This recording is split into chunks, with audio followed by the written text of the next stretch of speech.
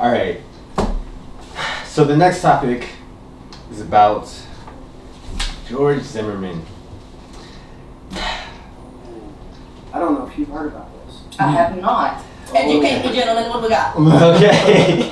This one, I'm gonna have to try and stay level on this one because this one was really upsetting for me. So, George Zimmerman over the weekend retweeted a image of Trayvon Martin that was a evidence image, and it showed Trayvon laying dead in the grass.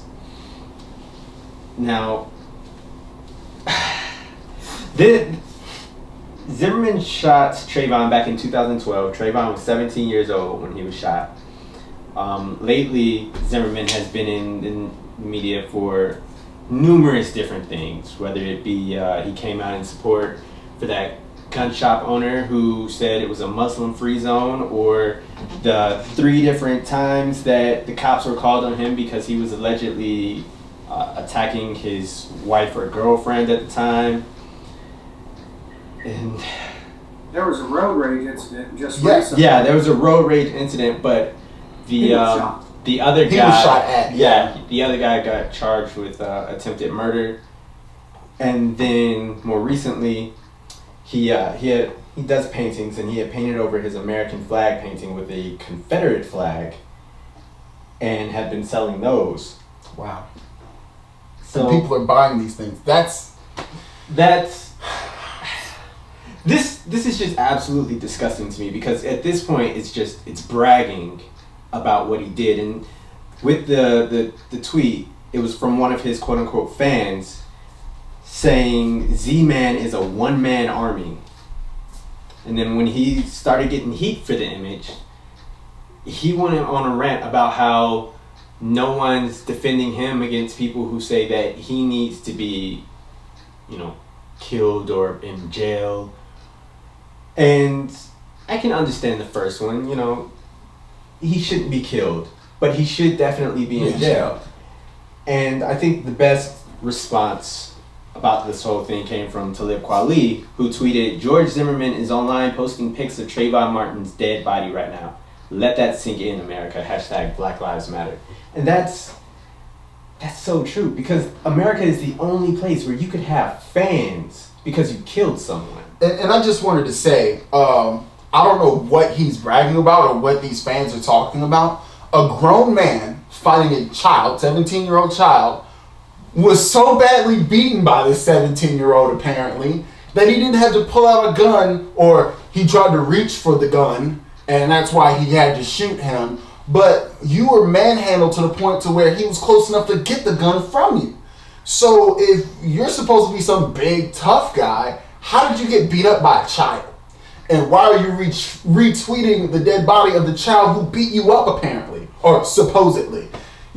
So what are you bragging about? You're a chump. You're a weakling. Honestly, like you got, and what you stated was you got so badly attacked by this child that you feared for your life.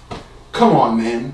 No. And you're supposed to be trained as an officer. You try to get trained for an officer multiple times, but you're supposed to have gone through all this training, and you get manhandled by a 17-year-old with candy and a tea. Step your game up, homie. Thankfully, though, the image was taken down. Twitter did take it down, but they should have deleted his whole account, though. Yeah, that's what pissed me off. They should have deleted his whole account and the other guy's account. Yeah. And one thing I don't know, because it was taken down, was how many people retweeted it or favorited it, which I can imagine was, I would hope, not a lot, but given the climates of America right now, I imagine it's still being kind of at least close to 1,000. George Zimmerman is so worried about nobody standing up and defending him because people think he should be in jail, or people are saying he should be dead. I think he needs to hire a PR rep, because he's not doing anything to help the situation. He needs somebody running his Twitter account for him. He needs to disappear out of media. And he's not doing that. He just keeps popping up and keeps popping up in it. No, and of course I have no way to verify this or anything. It's all speculation. But I'd imagine the reason why he's not getting out of the media and out of the limelight is this is what's paying his bills. Oh yeah. Yeah. You can't get a job doing anything else. Yeah, there's no way in hell he could get a job anywhere and it not, his past not affected. So And I mean, Yeah. And I think it's funny whenever someone want to say like he didn't do it. Look at the history since he's done it. Oh yeah, He's threatened 3 women with guns to their faces.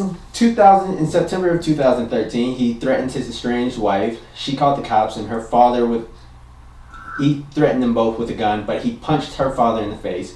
In November of 2013, Zimmerman's then girlfriend called the police because she had told him to leave her home, and instead he threatened her with a shotgun and begun breaking her belongings. Before the cop showed up, he barricaded himself inside. In December of 2013, the woman asked that the charges be dropped and the restraining order be lifted for some reason. I have no clue. Probably because he was threatening her life. And then January of this year, he was arrested after allegedly throwing a wine bottle at his ex-girlfriend. The charges were dropped. So that's what's getting me, is that every time something happens, miraculously the charges get dropped. When you get away with one murder and your father's a judge, if I'm not mistaken, he feels emboldened by it, and 2, anyone else around him's like, oh, that can happen to me. He could kill me and still get off. Yeah. I'm not messing with this guy. I'd rather just drop the charges and leave and never talk to him again. So that is why I said that he probably threatened their life, because they actually think he can get away with it because 1, he's freaking crazy, and 2, he's gotten away with it once. When you hear him on the 911 call chasing this guy down, I'm not going to allow them to keep getting away with these things. And the lady's like, do not chase him. Stay right where you are. Yep. And that, when the whole trial was going on, that was the linchpin for me. I don't care what Trayvon did. I don't care what Zimmerman did.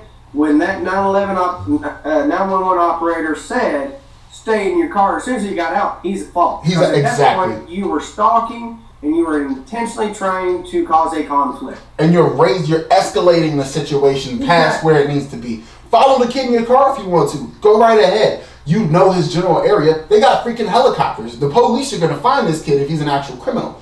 But he's not. That's the thing. He took it upon himself to play cop. He should have called the police if he really thought something was going on, and then let the police handle it. He's not a cop, and it's ridiculous that it's okay because Florida has stand your ground, but he's not a cop. Well, even on top of that, it's called stand your ground for a reason. Yeah. Not chase someone down and that's now your new ground. Now this is the ground. Yeah. No, dude, stand your ground is I'm sitting right here and this guy is coming at me. That is when you stand your ground. You don't chase someone down and shoot them. That's called murder. Yeah, exactly. That's the point where they should be able to shoot you, and they're standing their ground. Exactly. It's the opposite of that law. And when you hear the recording of the child screaming, and he had the audacity to say that was him screaming, if that's you screaming, that's way too high pitched for a grown man. It didn't sound like a man was screaming. It sounded like a poor child was screaming for his life. Now, I'm not defending Zimmerman. I'm not defending anything, but I've seen some very, very big men scream like very, very large girls. True. So, but I agree. But in this particular case, I can't say that was a fact. Especially when you see him afterwards, and he wasn't beaten, he wasn't bloody, he wasn't bruised, he was barely even scraped. Like I didn't see any issue with him. Like the one thing that was on his face, he could have done to himself. It was so minor. Not only that, but he's apparently got such big balls now. His voice can't be that high. Sorry. If your balls are that big that you can do all of this, then your voice is not high. Sorry. Touché, sir. Well, guys, that's going to be it for this week. We just wanted to bring these last two topics to you to let you know that these are issues in this country. They need to be resolved and they need to be talked about.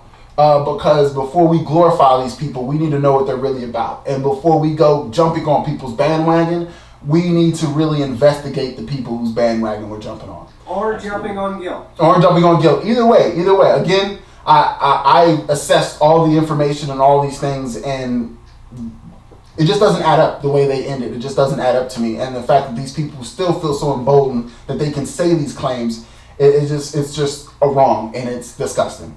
I think it all kind of goes back to the hate conversation that we had earlier. Yeah. We're just having this conversation on so many different levels, and it's all the same thing. Black lives do matter. White lives matter. Everybody's life matter. Iranians' lives matter. Let's start humanizing each other, and let's get the information. Let's get the facts so we can have a more peaceful life.